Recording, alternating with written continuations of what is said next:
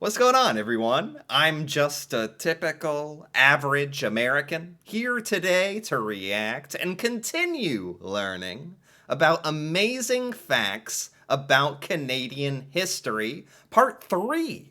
If you haven't checked out part 1 or part 2, feel free to do that. We're actually going through the Canadian passport, which has a bunch of pages about some of the most important pivotal moments in Canadian history throughout time. And the Canadian government has basically handpicked all of these moments, historical moments in Canadian history, that are in the passport, and we're going through them one by one. We've learned about so many things that I feel like otherwise I never ever would have learned about. Like, I would literally have to dive into a Canadian history textbook or something, like take a course, because this is just so many different events throughout time that I barely learned about any of this. And given my American history education, the American history part barely stuck with me. So we certainly didn't learn much of anything about all of the amazing Canadian history. So I'm actually really enjoying getting to finally learn all this stuff. So yeah, we've learned about, Samuel de Champlain, Aboriginal people of Canada, the Northern Territories Prairies Parliament, Vimy Memorial, yes, Niagara Falls, Quebec City, the Mounties, lots of fascinating stuff. Just all these moments that are so important and fascinating. So I'm excited to pick up here in the final part and finish this out and finally say that I kind of know something about Canadian history. So let's take a look.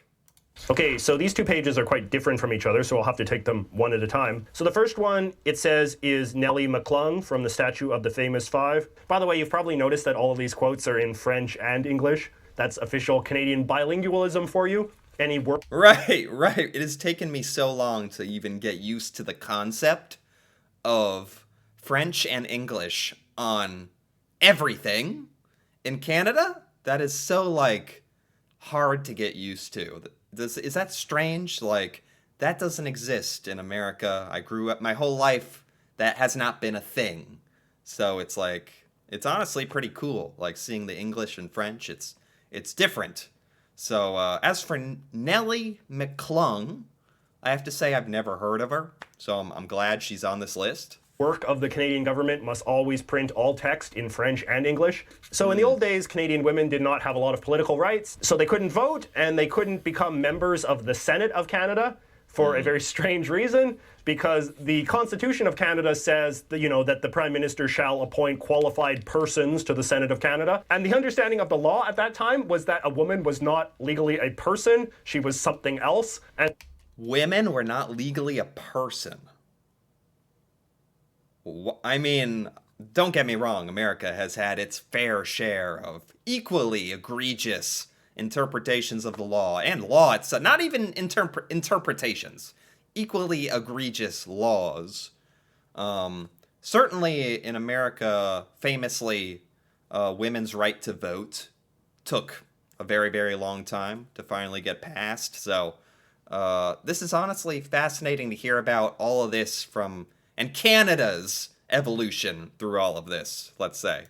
And so she couldn't be appointed to the Senate. And Nellie McClung, who was like a politician and a sort of activist, a feminist in early 20th century Canada, she was very upset about this. And she, along with some other high-profile feminists of her time... Oh, I'm sorry. I can't ignore it. I love the way he says about. He has the most...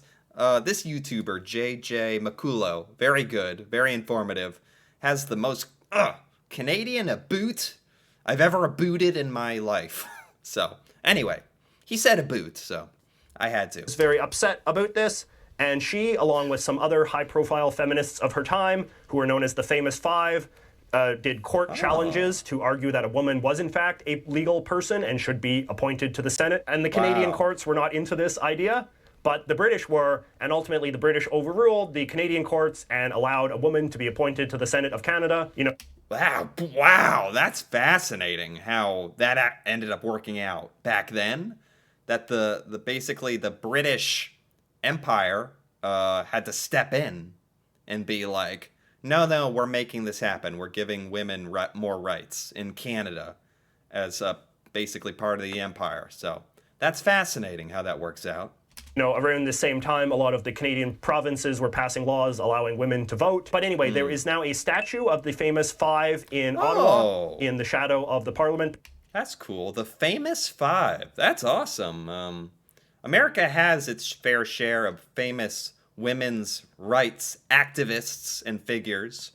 Nothing like called the famous five or anything. So that's really cool to actually learn about this kind of movement in Canada, because I mean, this is a big history lesson we learn in America and America's evolution of people's rights. So yeah, I've never really learned about that in other countries. So this is honestly pretty fascinating. Buildings. And in the middle of the statue is a statue of Nellie McClung holding this big sort of piece of paper. And you can see in the picture here, it says, "Women are persons." And then, of course, it says it in French, although that, I can guarantee you, was not the case at the time. Nellie McClung and the Famous Five are kind of controversial now because, the early 20th century Canadian feminism movement was about three things. It was about political rights. It was also about prohibition. They were really against alcohol. And it was also really big into eugenics. They were really big into the idea that, the lesser races shouldn't breed and shouldn't have children, and they should be, sterilized, and Canada should be, this perfect white utopia. Whoa! So, I mean, this is kind of complicated because you have this woman who sort of, on the one hand, represents a lot of values that I think most... Oh, no. Oh, no. Yeah, that... He said this is somewhat controversial. That's about as controversial as it gets. Canadians are down with, political rights for women. But then, she's also sort of bound up in a lot of real crackpot stuff from the early 20th century. So it's kind so she's a huge figure in women's rights in Canada, but had some really backwards opinions on other stuff. So that's unfortunate. Yeah, that is unfortunate, honestly. But at least we can kind of celebrate the important stuff she did for the women's right movement in Canada, at least. Kind of difficult to know really how to deal with her. I imagine that at some point people are probably going to be calling for her statue to be torn down. And then on the next page, we have statue of Terry Fox. Terry Fox! Yes! Yes! Anytime there's a Terry Fox reference, I gotta make it known. Big Terry Fox fan. Never heard of him my entire life. I have asked my American friends about Terry Fox. No one has heard of him in America. It's a travesty. It's a crime against humanity how Americans don't know about Terry Fox. Because I reacted to his story a while back, and it was touching, to say the least. To say the least. Moving. One of the most impressive athletic feats I've ever heard of. One of the most impressive humans I've ever heard of. So I'm really happy that he's in the Canadian passport. That's awesome. That's deserved, yeah. Marathon of Hope. So Terry Fox is a much less controversial figure. He's almost a sort of saintly, Christ-like figure in Canada. Someone who is just sort of considered so perfect that there is nothing bad that can ever be said about him in any context. Right. So Terry Fox was a young man from here, from British Columbia. Very handsome, charismatic young man, very active in sports and this sort of thing. But he had cancer, and they had to cut off one of his legs and replace it with this very crude mechanical leg. And so, in those days, this was sort of the late 70s, early 80s, having cancer was still considered quite controversial, and people that were sort of crippled in that way were still considered kind of outcasts and kind of embarrassing and shocking and this kind of thing. Yeah, that's a good point as well. Besides raising money and awareness for cancer, this is kind of a different angle to appreciate of Terry Fox, is how he made talking about cancer and the reality of cancer and what it does to a person visually, physically, mentally, making it up front and center. You can talk about it.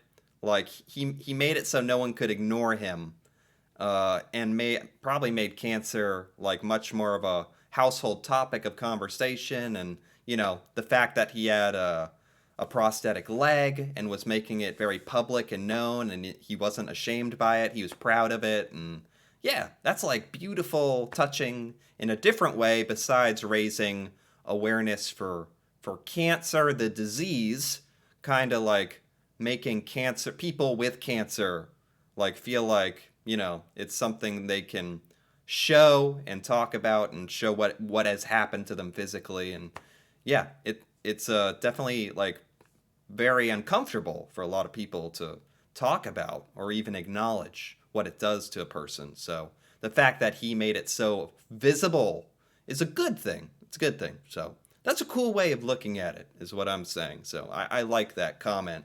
And so Terry Fox wanted to rehabilitate the reputation of disabled people and people that had cancer. And so he had what they called the Marathon of Hope. And so Terry Fox said that I'm going to go to the furthest eastern edge of Canada, and I am going to go on a marathon. I'm going to run from the easternmost point of Canada to the westernmost point of Canada on my mechanical leg. And it was like this big, exciting thing. It was this big photo op. People followed him around, the news media, and all that kind of stuff. Very inspirational. But then, unfortunately, as he made his way to Ontario, the cancer in his body spread into his lungs, and he died. And it was a very sort of abrupt end to something that seemed to have a lot of promise. And since then, his legacy has lived on, and there's, the Terry Fox Charitable Foundation is one of the big charities of Canada. Yeah. I mean, it's such a good story. Like, genuinely amazing, mind-boggling story.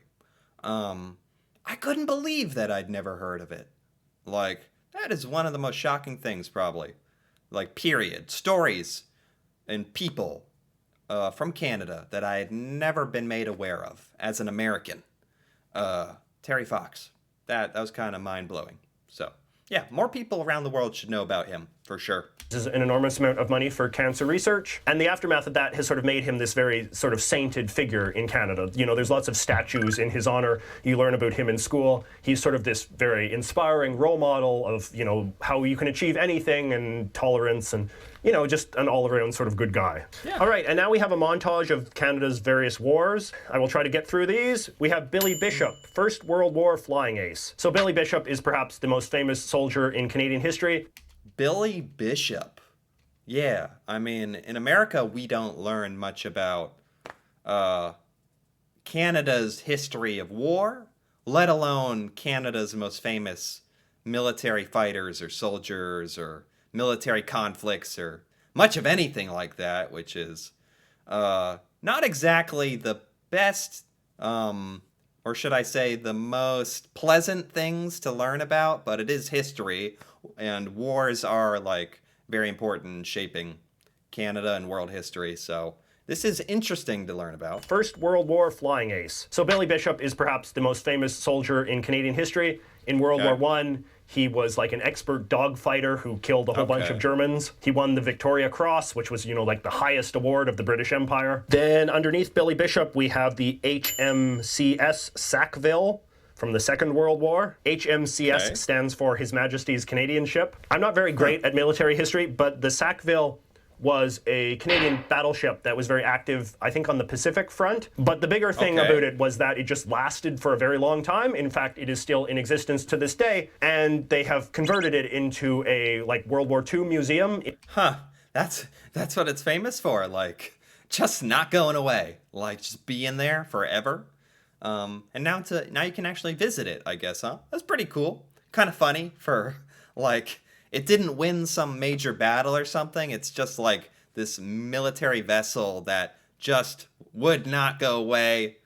I mean, that's what you want in like a military boat, right? I don't even know if this was a battleship or for intelligence gathering or anything like that, but that's an interesting thing to be famous for. In Halifax, I think. So you can go in and, check out what it was like to be on a warship at that time. So a very sort of iconic symbol of Canada's war history. Okay. Then we have a picture of the Canadian infantry during the Korean War. Canada was one of many Western nations that fought under the UN flag to liberate South Korea from the invasion of North Korea. And of course, as we know, there has been no problems on that peninsula ever since. And then we have the National War Memorial in Ottawa, which is this big monument commemorating the death of all of the Canadian soldiers in all of Canada's wars. It is this very grand... Oh, wow. That's a National War Memorial. That's very nice. America has something similar. The Tomb of the Unknown Soldier, which is basically a monument that is dedicated to every soldier, the nameless soldier who died at war. So just basically anyone, any military personnel that has served in America or died. So it's honestly essentially the same purpose. National War Memorial. I think that's a great thing to have. And commemorating the death of all of the Canadian soldiers in all of Canada's wars. It is this very grand construction, and once a year on Remembrance Day, on Veterans Day, the Prime Minister and the Governor General and all the other big shots, they lay a wreath in commemoration. The National War Memorial was also the site of a shooting a few years back in which an ISIS guy shot and killed this guard who was guarding the National War Memorial in a sort of ceremonial capacity. The shooter then went on and tried to shoot up Parliament Hill, but he was luckily shot before he did much damage. And crazy how there's those types of horrible events. Like, I don't remember ever hearing about that in American news. It just makes you wonder. That's the kind of thing where it just makes your mind wonder, how many things happen in Canada that are travesties like that are never reported in American news, not covered, basically. I'm sure some news outlets somewhere probably covered it for a day or something, but and vice versa. Probably a lot of stuff happening in cities all around America that don't get reported in Canada, but that sounds like it would be such a huge news story in Canada. And I never have heard about it. So I think that's the kind of shock that I'm expressing. And then lastly, we have Cape Spear in Newfoundland and Labrador, and a picture of the Blue Nose. So Cape Spear is basically just the single most eastern point in Canada. It is part of the Rock of Newfoundland. Newfoundland's eastern position, which is actually the most eastern point in the entire North American continent, has made it a very strategically useful place over the years. Wait, that's the most eastern part of North America. Go figure. I never thought of that. Eastern point in the entire North American continent has made it a very strategically useful place over the years. In the early 20th century, when people would try to fly from America to Europe, they would often begin their journey in Newfoundland. It was also big when telegraphs were being designed. They would try to do cables from Europe to America. It would go through Newfoundland as well. And then the Blue Nose is a sailboat. Most Canadians are probably most familiar with it. The Blue Nose. It's a nice boat. I have no idea what it's for. These are such good stories, by the way. They're so all over the place. Obviously not all over the place. They're all pivotal parts of Canadian history. But to me, hearing all of this at once, just bombarding me with all this Canadian historical knowledge, it's like jumping from topic to topic is what I kind of mean. That's the random feeling that I'm getting. In a good way. In a very good way. Because it is on the Canadian dime. It was just a very successful racing boat that was sort of the undefeated champion for a period in the early 20th century. It beat the Americans in some high-profile race, which I guess is enough to make it a great hero in Canada. What? Wait, I don't gotta hear about this. Ugh. This racing boat beat the Americans. Ugh. Nonsense. No. that's props. Respect to the boat. And it's on the Canadian dime. That's a fun fact. Cool. A racing boat. That's it. A racing boat in the Canadian passport. That's an interesting thing to have. But it obviously was very, very, very culturally significant, especially at the time that it was doing all its thrashing the Americans, as he just said. Some high-profile race, which I guess is enough to make it a great hero in Canada. So yes, that's it. That is every page in the Canadian Passport. If you would like to learn more about Canada, I highly recommend you check out my awesome Canada website called thecanadaguide.com. Everything that I've talked about in this video, I talk about in more detail on that website. I really put a lot of effort into it, so if you haven't taken a look at it yet, I highly encourage you to do so. I feel like I've seen that website just randomly, Googling stuff about Canada, honestly. Okay. Anyway, but this is good. That was very good. Going through the passport, the 22 different historical events, that was like incredible, like incredibly valuable. Because there's been times in the past I've reacted to Canada's history, like a battle here or there, or like how the government was founded, but this was like going through snapshots of some of Canada's most pivotal, important figures, people, events, monuments, places. Like, this was just so great for getting a large sampling of important, fascinating Canadian historical moments, which I appreciate and was genuinely fascinating. I had not known. I think I didn't know 99% of these, basically. So I really enjoyed this. This whole video series, by the way, is by JJ McCullough, who's a very good Canadian YouTuber, and I liked it. I liked it a lot, I have to admit. It was very valuable, entertaining. I think Canada did a good job picking its historical moments out for its passport. Very good indeed. So, yeah, I enjoyed this. Anyway, if you enjoyed this as well, feel free to give this video a like or leave a comment. And if you're interested in more videos like this, me reacting to Canada, Canadian culture, Canadian history, stuff in Canada that I've never learned or heard about before, feel free to subscribe for more. And until then, thanks for watching, and see you next time.